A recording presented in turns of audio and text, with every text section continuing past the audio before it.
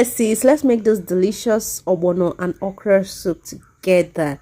So we have stockfish already washed, introduced inside the pot, then beef, this is cow meat, spiced with a seasoning cube, then salt, then fresh pepper, half of it, then keep the remaining for later.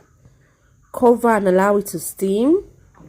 Come back for after some time to add water. Cover and allow it to continue steaming.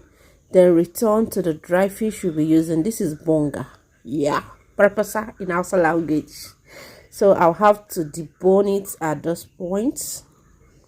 Let's remove the bone. This fish has plenty bones, so we have to cool down to debone it so that when you are eating, you have a relaxed mind while eating your ogbono soup. So guys, thank you so much for coming by. Thank you for stopping by to watch this video. So let's check on what we are steaming, and this is it. So at this point, I had to add the remaining fresh pepper, add water that will be enough to cook the soup, cover and allow it to boil. Come back to check on it, and at this time I had to add dried fish, the one I just deboned.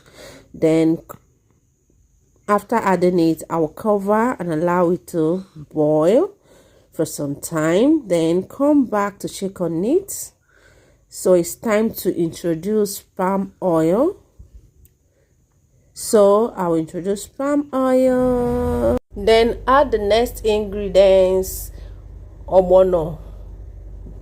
I blended this ogbono with enough crayfish.